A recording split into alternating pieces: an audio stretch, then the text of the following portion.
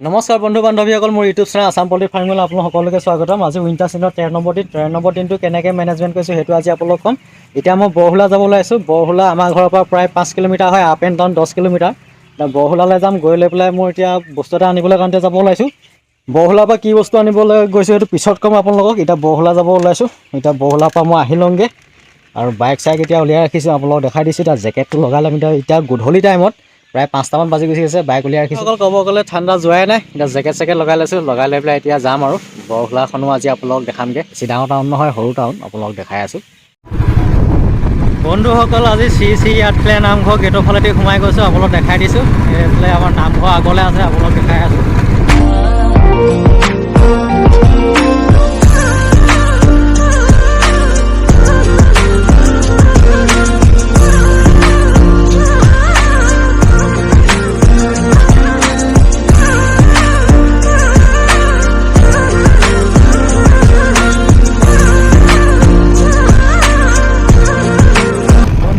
Bus stand হয়, আপোনালোকক দেখাই দিছোঁ।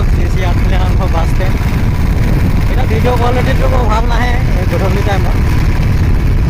এইবিলাক প্ৰেক্টিছ কৰি আছে ল'ৰাবিলাকে, দেখিছে দৌৰি আছে এইবিলাক ফিল্ডত। আৰু নামঘৰ ইয়াৰ পৰা আগলৈ অলপ দেখাই দিছোঁ। মই নামঘৰত এতিয়া নোহোৱাকৈ বেলেগ এদিন মই আহি লৈ পেলাই আপোনালোকক দেখাম। এইবোৰ গাড়ী ৰখা ফিল্ড এয়া দেখিছে আপোনালোকে। নামঘৰ এইফালে সোমাই যাব লাগে, এইখন মেইন গেট।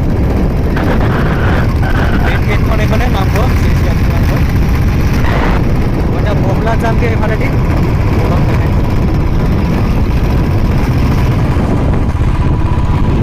বন্ধুসকল, কি বস্তু লৈছোঁ এতিয়া মই নেদেখাওঁ আপোনালোকক, ঘৰতহে মই দেখামগৈ। এতিয়া বস্তুটো লৈ লৈছোঁ, বৰ বেছি মূল্যৰ বস্তু নহয়, 14 টকাহে। আপোনালোকে নিজে অনুমান কৰিব পাৰিব ফাৰ্মত ব্যৱহাৰ হোৱা 14 টকীয়া বস্তুটো কি হয়। ৰাতি এন্ধাৰ হ'ল, আপোনালোকে দেখা পাইছে। আৰু টাউনখন আপোনালোকক দেখাই আছোঁ, বৰহোলা টাউনখন।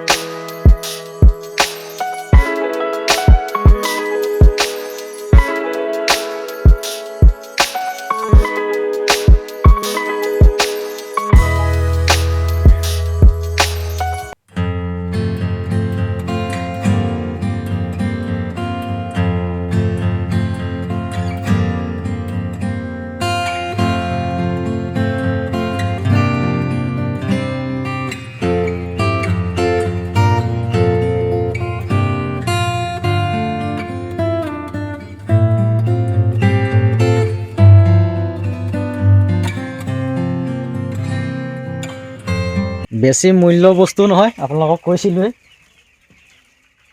আপোনালোকেতো এতিয়া গম পাইছেই বহুতে কি বস্তুনো আনিছোঁ মই। বন্ধুসকল, বস্তুটো কি আনিছিলোঁ আপোনালোকক দেখাই দিছোঁ। 100 পাৱাৰ বাল্ব আনিছোঁ, সেয়াই আৰু।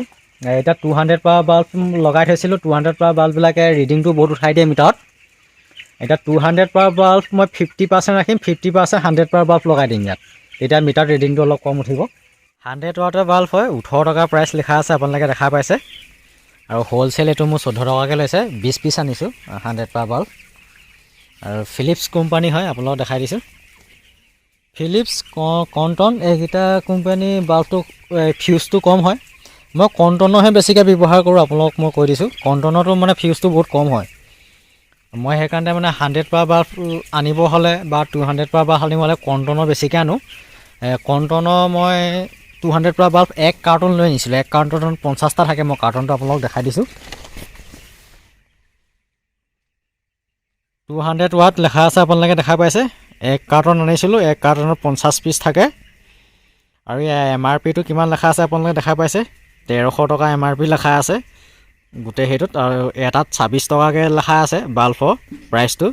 আৰু মই এটা বাল্বত হ'লচেল হিচাপত লৈছিলে 22 টকাকৈ। আৰু বন্ধুসকল এতিয়া মই 13 নম্বৰ দিনটো কেনেকৈ মেনেজমেণ্ট কৰিছোঁ উইণ্টাৰ ছিজনত সেইটো এতিয়া ক'বলৈ ওলাইছোঁ আপোনালোকক।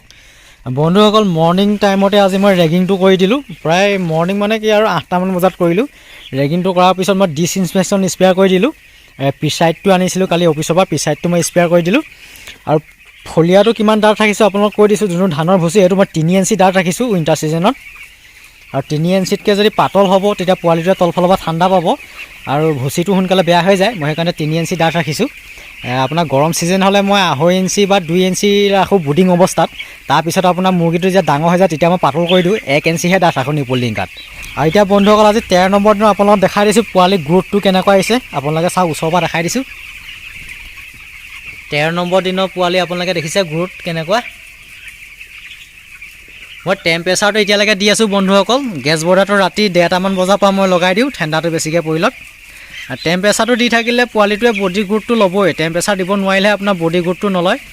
কিয় নলয় আপোনালোকক কৈ দিছোঁ, দানাও নাখায় পানীও নাখায়, থোপ ল'ব। আৰু টেম্পাৰেচাৰটো ভালদৰে দি থ'লে আপোনাৰ পোৱালিবিলাক ঘূৰি ফুৰিব, দানা পানী ভালদৰে খাব আৰু বডি ৱেটটো পোৱা যায়। আৰু টেম্পাৰেচাৰ দিব নোৱাৰিলে আৰু এটা প্ৰব্লেম আহি যায়, পাখিটো সোনকালে আহি যাব।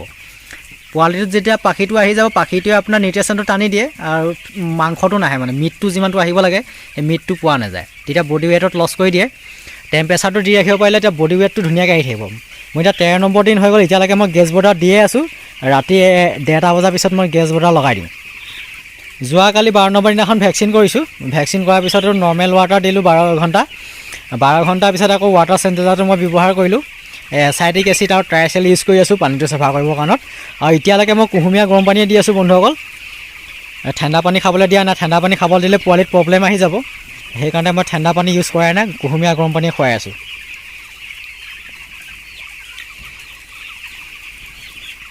বন্ধুসকল এতিয়া টাইমটো প্ৰায় হৈছে কিমান আপোনালোকক মই দেখাই দিছোঁ মোৰ যোনটো টেম্পাৰেচাৰ মিটাৰ। এতিয়া 7:33 হৈছে PM আপোনালোকে দেখাইছে। এতিয়া 60% হিউমিডিটি আছে আৰু বুডিং টেম্পাৰেচাৰটো আছে 22.8 ডিগ্ৰী চেলচিয়াছ আপোনালোকে দেখা পাইছে। আৰু বন্ধুসকল আজি বুডিংটো মই স্পেচো দিলোঁ আপোনালোকক মই কৈ দিছোঁ। বুডিংটো স্পেচটো মই 12 ফুট আপোনাৰ বহাই দিলোঁ দীঘলকৈ। আগতে দীঘলটো 50 ফুট আছিলে, এতিয়া 62 ফুট হৈ গ'ল দীঘলটো। স্পেচটো বহাই বহাই গৈ আছোঁ। পোৱালিটো ডাঙৰ হৈ গৈ থাকিব, স্পেচটো বহাই বহাই গৈ থাকিব লাগিব। আৰু লেটাৰটো মোৰ একদম ড্ৰাই শুকান হৈ আছে। এতিয়া ডপিংটো টাইট কৰিলে লেটাৰটো বেয়া হৈ নাযায়, লেটাৰটো ড্ৰাই শুকান হৈ থাকিব। আৰু নিপুল ডিংকাত পানীটো পেলাব নোৱাৰে, সেইকাৰণে লেটাৰটো শুকান ড্ৰাই হৈ থাকে। আপোনালোকক মই দেখাই দিছোঁ, নিপুল ডিংকা পাইপলাইনটো ওচৰতে দেখাইছোঁ কিমান ড্ৰাই হৈ আছে। আপোনালোকে চাই লওক, আপোনালোকে দেখা পাইছে কিমান ড্ৰাই শুকান হৈ আছে। পানী পেলাব নোৱাৰে কাৰণে পূৰা শুকান হৈ থাকে। আৰু পোৱালিবিলাক আপোনালোকে গ্ৰোথটো দেখিছে কেনেকুৱা গ্ৰোথ আহিছে আজি 13 নম্বৰ দিনাখন। পোৱালিটো পাখিটো নাহিলে পূৰা বডি ৱেটটো আহিব। যদি পাখিটো আহি যায় তেতিয়া বডি ৱেটটো নাহে, আপোনাৰ পাখিয়ে নিউট্ৰিচনটো টানি পেলায়। পাখিটো কিয় আহি যায় আপোনালোকক কৈ দিছোঁ, বুডিং টেম্পাৰেচাৰ দিব নোৱাৰিলে পাখিটো আহি যাব। পোৱালিটোৱে যিমানে ঠাণ্ডা পাব সিহঁতৰ পাখিটো সোনকালে ওলাই আহিব। সিহঁতৰ দেহটো মানে কভাৰ কৰিবৰ কাৰণে পাখিটো সোনকালে ওলাই আহিব, ঠাণ্ডাটো নাপাবৰ কাৰণত। আৰু টেম্পাৰেচাৰটো আপোনালোকে দি থাকে যে তেতিয়া পাখিটো ওলাই নাযায়। পাখিটো ওলাই নগ'লে পোৱালিটো মানে বডি ৱেটটো আহিব, আপোনাৰ মাংসটো আহিব গাত। আৰু যদি পাখিটো আহি যাব তেতিয়া মাংসটো আপোনাৰ কম আহিব, গোটেই ভিটামিনটো পাখিয়ে টানি পেলাব।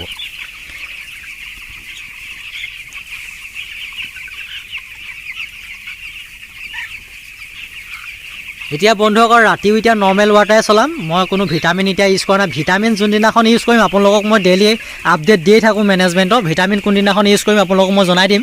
এতিয়ালৈকে মই ভিটামিন দিয়া নাই, নৰ্মেল ৱাটাৰে চলাই আছোঁ, কুহুমীয়া গৰম পানী আৰু ৱাটাৰ চেনিটাইজাৰ।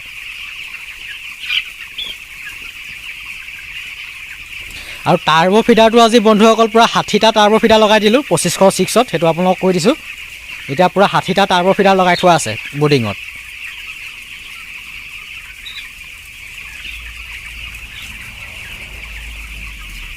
বন্ধুসকল 13 নম্বৰ দিনাখন ছাইডৰ পালটো যোনটো চিলিঙি বাহিৰত আছে সেই পালটো মই পূৰা ডাউন কৰি দিছিলোঁ।